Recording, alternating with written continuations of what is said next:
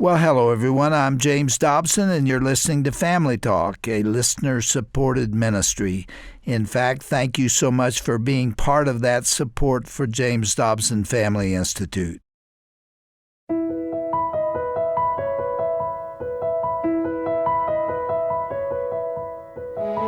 Hello there, and welcome to this Monday edition of Dr. James Dobson's Family Talk. I'm Roger Marsh, and I hope that you had a wonderful and hopefully restful weekend.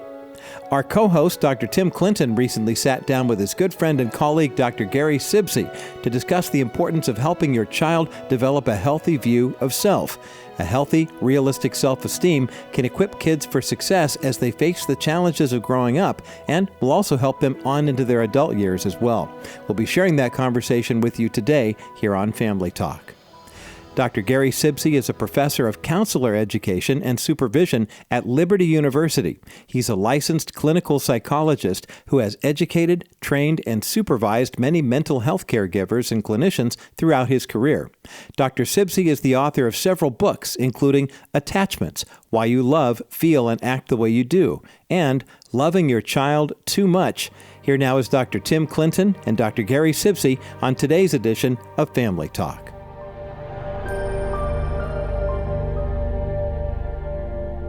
My guest today is good friend, clinical psychologist Dr. Gary Sibcy.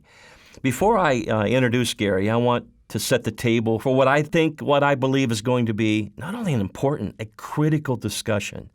I'm talking to Gary about our kids and self-esteem. We're also going to add a little bit of conversation about stress and anxiety in their lives.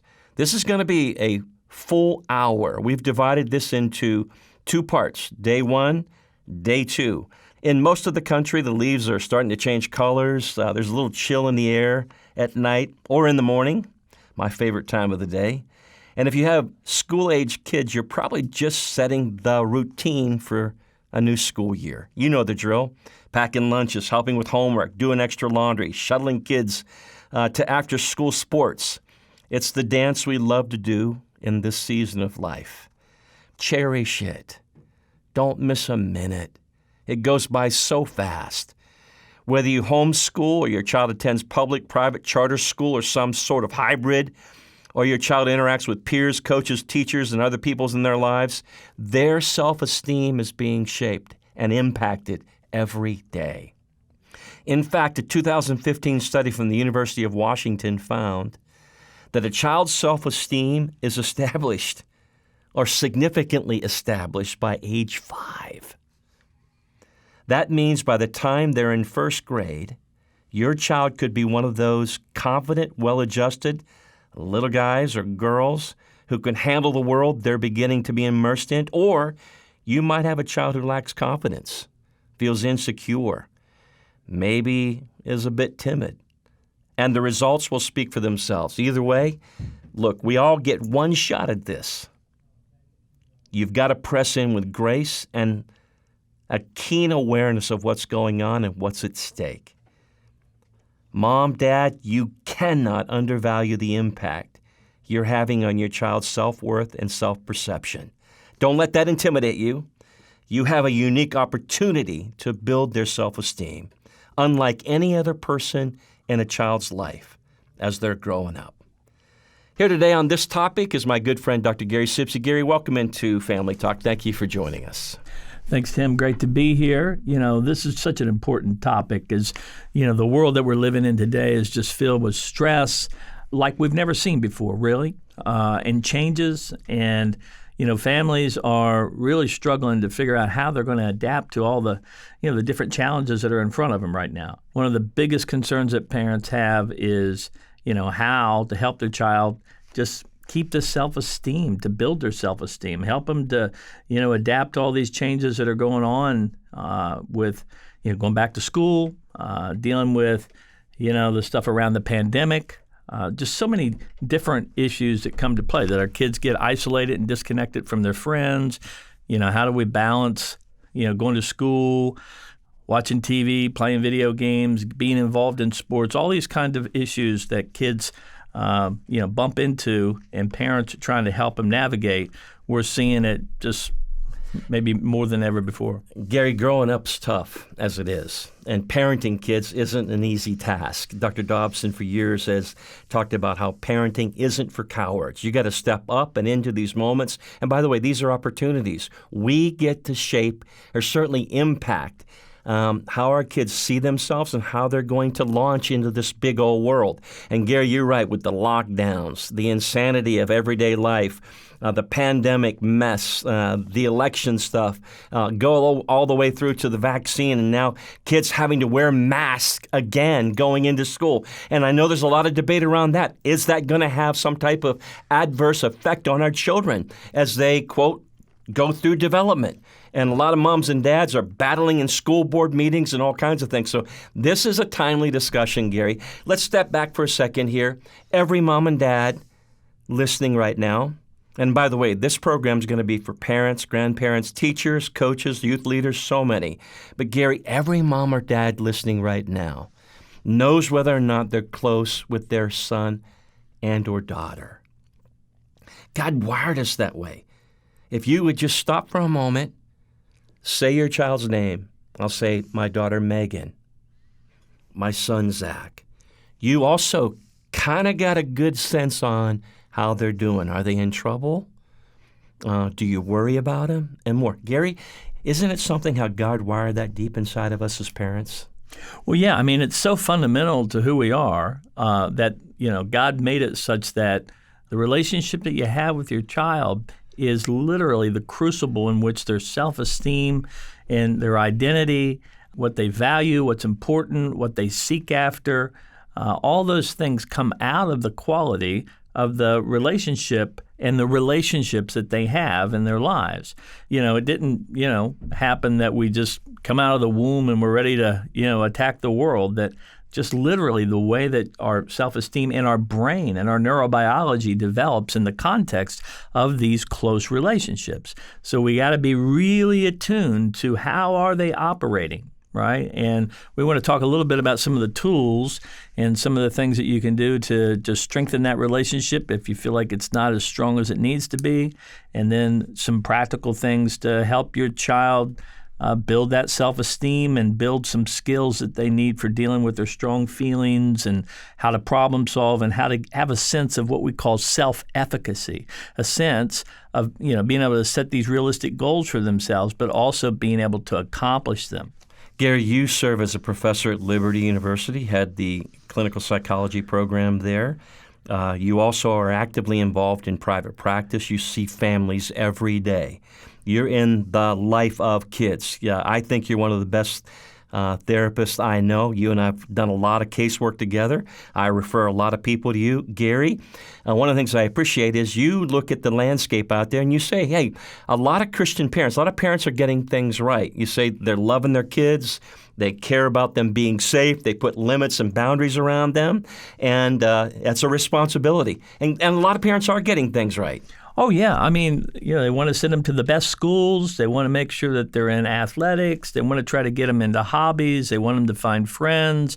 They go on vacation. They spend time together, and they really, try to sit down and eat dinner together and have conversations. These are all really important things. And we see parents doing this, in ways that really maybe in the past they didn't really do. So they're getting a lot of things right. Nevertheless, however, there's a lot of stress and anxiety around our kids. We worry a lot about them, Gary. Even as young adults, even when we launch them, we're still often worrying. Julie and I have this conversation a lot. But Gary, especially, I'll back this up for a moment, in those teen years. Those teen years seem to be something special, Gary. And again, this isn't necessarily how we grew up. This is a different world. They've got online. They've got everything coming at them, Gary, and it's a game changer. Well, yeah. You start looking at all the different sources of influence on our children, the way they think, right? So it's not just coming from you. If they have problems, a lot of times not just looking to the peers that they have at school or on the school bus or, or kids that they talk to on the phone, but they're being influenced by TikTok and Instagram and, Facebook and all these different social media outlets. They're getting pounded by it. Right. And so, this sense of stable identity and what you believe and what's important to you, these things are a changing, landscape. And so we sometimes refer to this as the saturated self, right? Because there's just so many sources of input. I mean, you think back when our parents were being raised, right? The main sources of input they got from outside of their family really came from like the newspaper and a radio program they would listen to for, 30 minutes in the evening. And then it was TV. And, so we thought TV had all of these effects. But now the number of sources, the number of people who can influence the way that your child thinks about themselves and about the world is just exploding. So we have to talk to parents about how do you regulate this? Right? How do you, not just sort of take control of it, but you got to be able to regulate it and sort of interact with them about the things that they're seeing. And you have to have a relationship, right? One that your child enjoys interacting with you in order to do this. And so we always have to highlight for parents the importance of maintaining that connection. Because if you don't, then they're going to be out there sort of on the sea of social media being influenced by all kinds of different ideas. They are. And they're asking and answering questions every day. For example, how they see themselves. Are they getting picked on? Are they getting lost? Do they have good friends? This journey of identity is crucial. When you teach undergraduate students, graduate students, doctoral students in development, childhood development, you talk about this phase in the teenage years in particular of asking and answering these questions. They want to see how they fit into the world. And it's a critical, difficult journey. What parents realize is that we know lots going on inside the brain in the first couple years of life, but then when you get to adolescence, there's what Dan Siegel refers to as the brainstorm, right? I mean, there's a whole new sort of explosion in the brain of neurochemistry and biology going on and hormones floating around that shape the way that your kids feel and how they react to things. So as that is the backdrop, then as teenagers, they're also learning to think. One of the hard things about teenagers is that, they start to realize that they can think just as logically as you. They don't know as much, right? And they're not as wise. They haven't had as many experiences. That's the reason they want to challenge you. And so as a parent, again, you got to use that relationship that you have with them as a basis for, sort of getting in the weeds and talking through some of these issues with them. And they're going to want to kick it around. And if you don't have that relationship, then you're not going to be able to have those conversations and try to add that kind of perspective to their life. Gary, our self-esteem simply means our inner sense of worth or value. Our self-concept then would be what we have formed to believe as true or untrue about ourselves. We're not talking about being proud or an overblown view of self. That's not what we're talking about. We're talking about just a reasonable, like Paul said, think soberly about yourself. You know that? And it's interesting that Paul talks about thinking soberly about yourself as being key to self-esteem. And interestingly, now in the DSM-5, that's our manual in psychiatry about personality, and about mental disorders. But what it does is define normally that a sense of self is an accurate sense of self. That's not too low, but also not too high. Right. But it's also really important is you think of self-esteem as something that's stable. I sometimes talk to my clients about, are you a self-esteem reptile or are you a self-esteem mammal? And they're like, what? What are you talking about? And I said, well, see, mammals can regulate their body temperature, right? And so if the temperature changes outside, their body temperature stays the same for the most part. Whereas a reptile, right, if the temperature changes outside, their body temperature changes with it. Well, with self-esteem, the question is, if you're a self-esteem reptile, it means you only feel as good as what's going on in your environment, right? So if everybody, if you get a poor grade, then you totally stink. If you get a great grade, you feel great about yourself. If your friends are nice to you today, I guess you're a lovable, worthwhile, popular person. But if not, then I guess you really stink. See, that's a self-esteem reptile, whereas a self-esteem mammal is a person whose self-esteem is relatively stable. that can kind of endure sort of normal changes in the landscape. Some days you win, some days you lose. Sometimes you do really well, sometimes you don't. Sometimes your friends want to hang out, sometimes maybe not. And you got to be able to recover from these things. And, the question is, how do they develop that capacity? They're not just born with it. It'd be nice, potentially if it was. But so you think, well, what's the role of me as a parent in helping my child develop more stable self-esteem? And again, comes through these conversations. It's everything. Yeah. It really is everything. Here's what we know. Kids with low self-esteem struggle with academic performance. They're often underachievers. They can even go into self-hate. They struggle with getting close with others. In other words, they have probably problems with friendships. They lack confidence. They struggle with anxiety and depression. They have an increased vulnerability to substance abuse. Do I need to say more? Kids who have we'll call it a balanced sense of self, are more friendly, have a lot more energy. Hey, I like this. They smile more. They talk more positively about themselves, and they tend to be more independent. That's what we're trying to get them to be. You're listening to Family Talk. I'm Dr. Tim Clinton. Our special in-studio guest is Dr. Gary Sibcy, clinical psychologist, head of the clinical psychology programs at Liberty University. He's also involved in private practice at Piedmont Psychiatric Care, works with families every day. Big topic, talking about self-esteem, especially in this day, this hour with the insanity going on in the world around us, and how stress and anxiety and so many pieces fit into this. Gary, a lot of kids struggle with self-esteem, and it affects their trajectory. A lot of mental health disorders are formed in the early phase of life by age 14, 50, 60% of mental health disorders are already set in place. Well, and self-esteem sort of serves as sort of a background factor, right? So your child may not have developed an anxiety disorder or depression or, some other type of problem, okay? But if self-esteem is low and you get the right combination of stressors, then they're likely to, start developing some of these problems.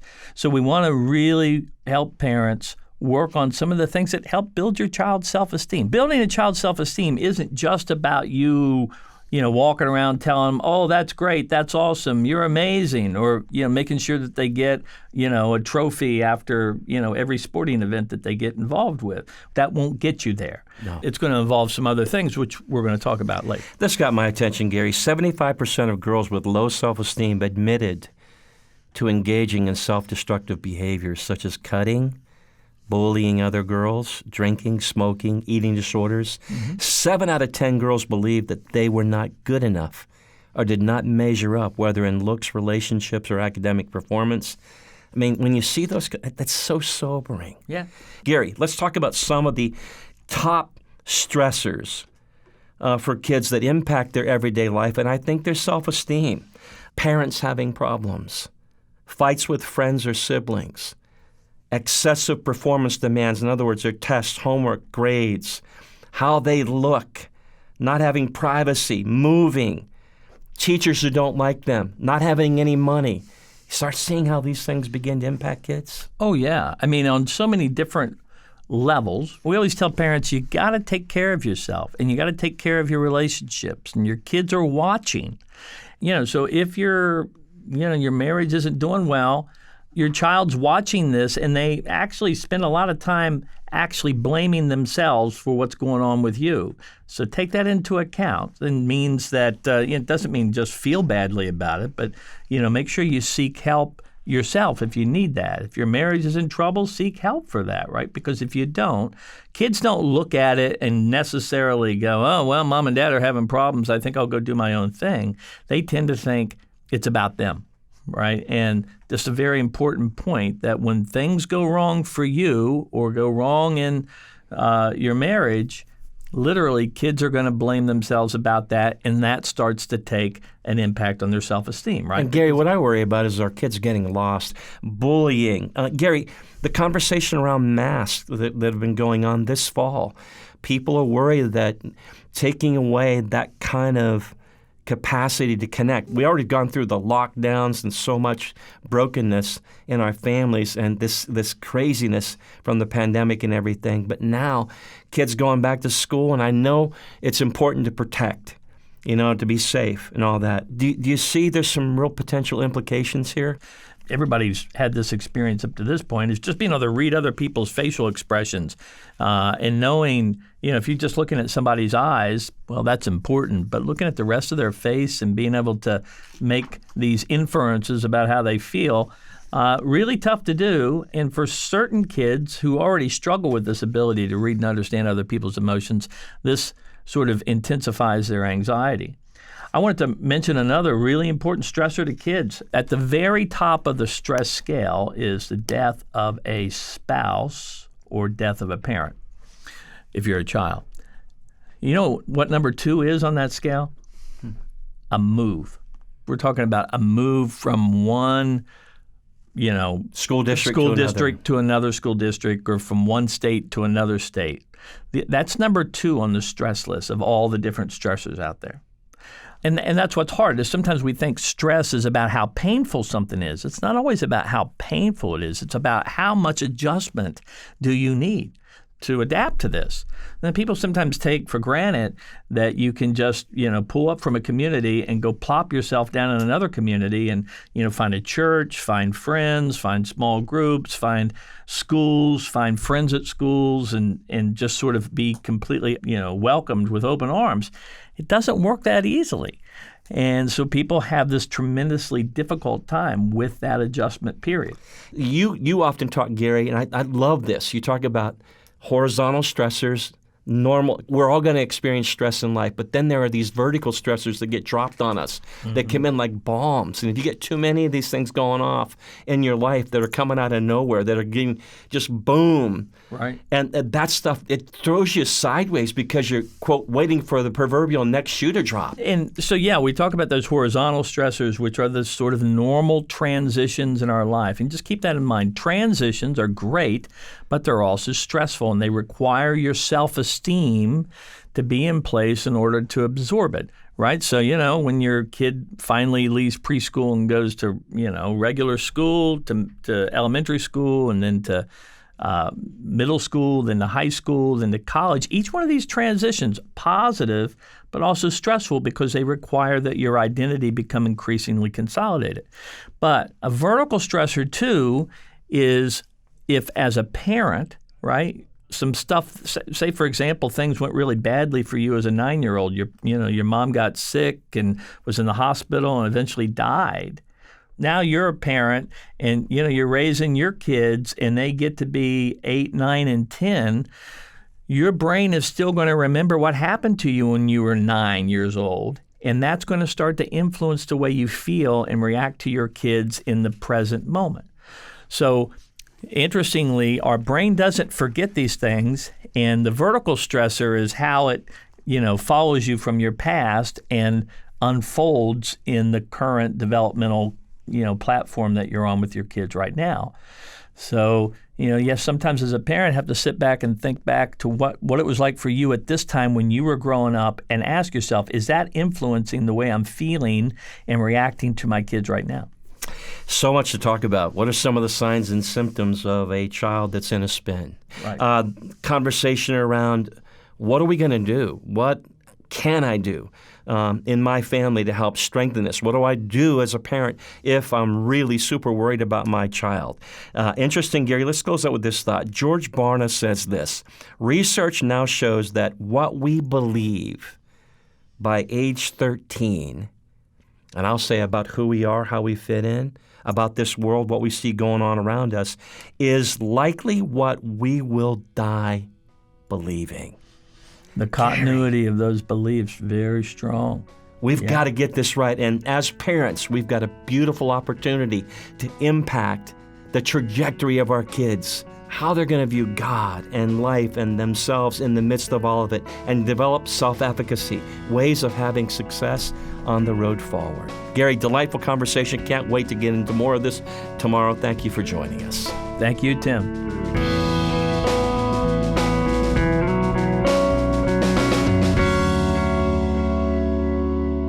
God designed the family as the base of the support system for kids as they grow and mature. A child's early, formative years are so important in building and shaping their self-worth. Those years really do set kids up for success or struggle as they reach the adult years. Now, if you're feeling a bit nervous and wondering if maybe you're up for the task of helping your child deal with their self-esteem, first remember, you are not alone. God made you the parent of your child for a reason, and God doesn't make mistakes. Be in constant prayer for your kids and ask God to guide you as you raise them up. Secondly, here at Family Talk, we are here to help. Just visit our website at drjamesdobson.org. You'll find a host of great resources that can help you as you navigate the child-rearing years. Again, that web address is drjamesdobson.org, or you can always give us a call at 877-732-6825. Now, Dr. Clinton and Dr. Sibcy have a lot more to discuss about raising happy, healthy children. Make sure you join us again tomorrow to hear the conclusion of that conversation. For everyone here at the Dr. James Dobson Family Institute, I'm Roger Marsh, wishing you God's richest blessings for you and your family. This has been a presentation of the Dr. James Dobson Family Institute.